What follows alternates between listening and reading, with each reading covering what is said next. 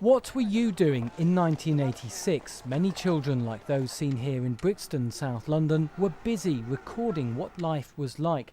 Ordinary people creating a self-portrait of Britain. Thousands of photos were archived, like this one of the Hildene shops in Harold Hill, East London. Fast forward 25 years, some things are the same, but so much has changed. I'll be meeting some of the children who took part in the original project. 10-year-old Reza Ali was a pupil here at Harry Gosling's school in Whitechapel. All I remember is that we were told to do this project and I did some piece of work. Yeah. I can't remember much about it though, that's the only thing. So we searched for and found his work. It's the first time he's seen it since 1986. My home life as a 10-year-old. My name is Reza Ali. I am 10 years old. I live with my daddy and mummy, my two big brothers and a little brother. Okay, so we'll come back the four of us. He also wrote about his Bangla lessons, playing marbles and the old lady next door. She is very kind to us because we don't make any noise. I remember we used to call her the Queen, I think, because she was an older lady and she looked like the Queen Mother. We went one fine day on our Domesday walk. Schools, Scouts and Guides groups got involved, alongside the Women's Institute and individuals. Facts, figures, descriptions were put onto these laser discs, linked to a BBC master computer. Thrilled with the material that was coming in on floppy disks. Peter Armstrong was the man in charge. You know the BBC loves anniversaries, and so the 900th anniversary of the Domesday book was coming up. What would we do? We could actually do it again, because these BBC micros were in so many schools by then, and William the Conqueror would have given his eye teeth to have had the chance for the local people to collect their own data. So that's what we did. So I moved the arrow here and let's go into London. And I don't know where I'm going to go here. I'll just try somewhere near Heathrow. And I can go right in, just 4 kilometres across here. It was cutting-edge technology in '86, but the system was expensive and then it became obsolete. These discs began to gather dust, but now the data's been converted onto a brand new website, Domesday Reloaded. The fact that the BBC is bringing it back to life so people can put in their new information now and going forward in the years to come can put in more and more, it's terrifically exciting. It's just what we hoped would happen. I'm really proud that this has been followed up by the BBC, and 25 years down the line they could compare these pieces of work to current situation here and the way this whole areas or the geographical change has taken place as well. The site needs your photos, stories and comments. Who ran the ice cream van in Brixton? Has South Ruislip changed much? Are you one of these four in Harrow? And one photo they never had of a cub reporter. It's Matthew Morris, BBC London News.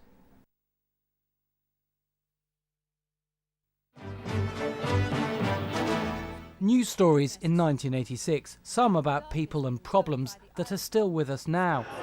In the capital, print workers and police clashed during the Wapping dispute. A so-called Big Bang saw the London Stock Exchange move to high-tech trading, and it was the end of the road for the Greater London Council. You're the reason she's abolishing the GLC. But a new road was opening up. One hot topic was the M25. The London Orbital was completed and officially opened in 1986. Of course, since then, it's got a lot busier. So 25 years ago, what did people make of this new road? Alison Woolley lived in Iverheath, Buckinghamshire. She'd watched the motorway being built and covered it at school for the BBC Domesday project. Across the southeast, children took photos and wrote about it. I remember coming here and actually walking down onto the tarmac and actually having a sense of, one day this will just have loads of cars rushing across it. I do remember coming here and thinking it's quite momentous that this peaceful place would soon be overrun with cars, as it is today.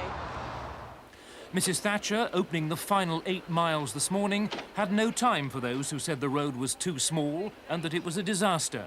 I must say I can't stand those who carp and criticise.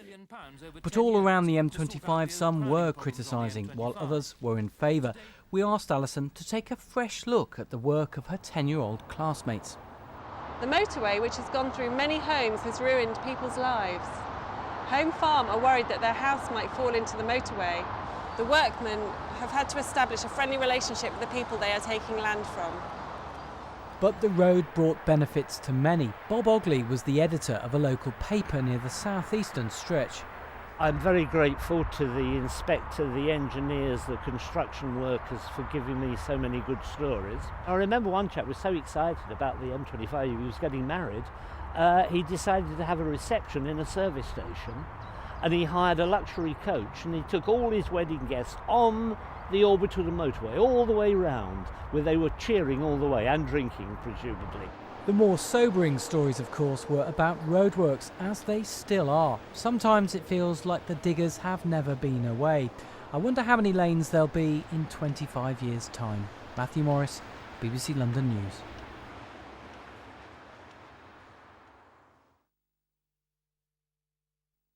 An IT lesson for the Prime Minister. In 1986, children at Tudor School in Finchley invited their local MP to inspect their Domesday project work. 11-year-old Jessica Toms, who now lives in America, wrote the invitation. She sat on a chair in between us and was very pleasant, but I remember she did have a loud voice for an 11-year-old, where we were probably squeaking out our little questions. These 3 boys were there too. We found their names in the Domesday archive, tracked them down and invited them back to school 25 years on. I can remember it quite well. It was the happiest time of my life, really. Was it a good day? Yeah, it was. And there's a good picture of my mum. I couldn't find it, but there's a good picture of my mum drinking tea with her just in the kitchen here, which she had blown up. And I lived on a council estate up the road, and she had it blown up at the next general election and plastered in the window, which didn't go down very well. Their teacher was Mr. Marshall, seen here behind Mrs. Thatcher. He's coming back to meet his 3 former pupils for the first time since 1986. Absolutely.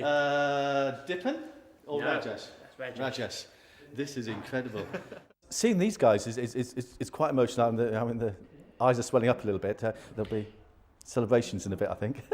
It was a fantastic time. We had great teachers. That made a big difference to us. I don't know, they say school days were the best days of your life. On the day of the visit, Mr. Marshall filled the hall with BBC Domesday computers to try and impress the Iron Lady. Back in those days, there was one socket, 13 systems off of one mains plug, and we didn't blow a fuse. So that was the class of '86 at Tudor School, making history here in Finchley. And now it's over to the class of 2011 to get involved. What's changed in 25 years? Have many buildings gone? What's your favourite place?